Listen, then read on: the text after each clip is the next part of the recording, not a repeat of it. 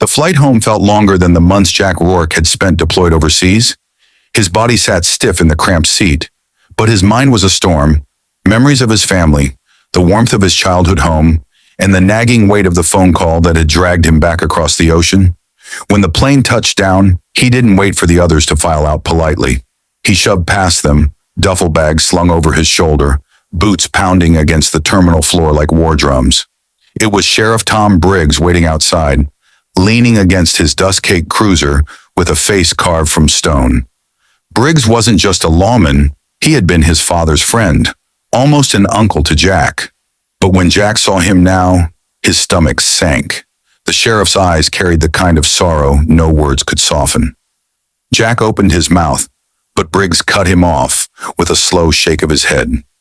"It's gone, son," Briggs said, voice gravelly. "The fire took everything.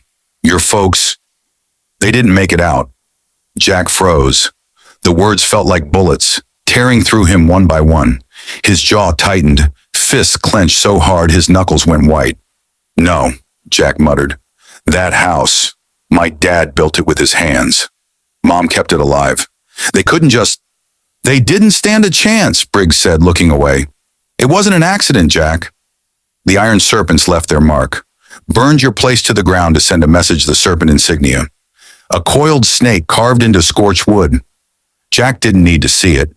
He knew. His chest burned hotter than the fire that had stolen his home. Briggs put a hand on his shoulder. "I know what's in your head. Don't do it, Jack. The serpents, they're worse than you remember. Victor Kane runs them now. He's got muscle, money, blood on his hands. You go up against him, you won't make it back." Jack stared into Briggs's weary eyes. For a moment, he almost wanted to believe the warning. But then he remembered the smell of his mother's cooking, his father's callous laugh, the home that had been their heart. Now it was ash. "Then I'll burn with them," Jack said, voice low, final. The ride to what was left of his house was silent. The sheriff didn't try to speak again. Jack's eyes never left the window, watching familiar streets blur into shadows of what they once were. The town he'd left behind felt different, colder, as though the serpents had stolen its soul too. When the cruiser pulled up to the ruins, Jack stepped out and froze. His home, his childhood fortress, was nothing but blackened skeletons of wood and collapsed beams. The front porch where he'd sat with his dad was gone. The kitchen window where his mom used to wave when he left for school, gone. All that remained was ash and silence. Jack dropped to one knee in the dirt. His hand brushed against something half buried. He pulled it free, half of a photo frame, glass cracked, edges charred. Inside was the picture of his family from his high school graduation. His father's arm slung proudly around him, his mother's smile, his little sister Emily beaming beside him. His throat tightened, vision blurring. For the first time in years, Jack Rourke, soldier, survivor of war zones, felt tears sting his eyes. "This is what they left me," he whispered. Sheriff Briggs shifted uncomfortably. "I'll give you time." He turned back to his cruiser, leaving Jack alone with the ashes. Jack stayed there for hours, kneeling in the dirt, as the sun dipped and shadows stretched long across the ruins. Every second, grief hardened into something sharper, something unbreakable. By the time the stars rose overhead, Jack wasn't just mourning, he was planning. The rumble of boots and gravel behind him pulled him from his thoughts. Jack turned.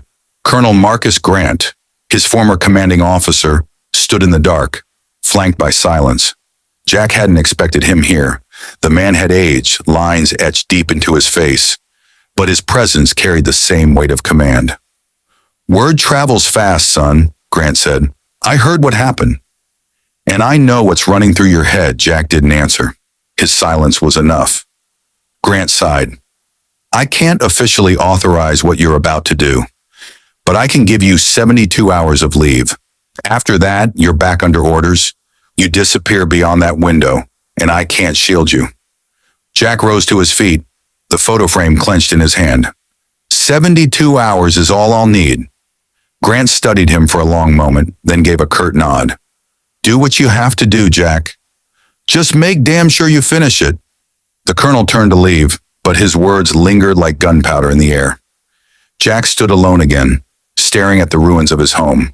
His parents' laughter echoed in memory, fading into the crackle of phantom flames. He looked at the watch on his wrist. Midnight.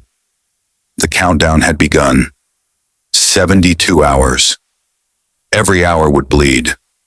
Every hour would burn.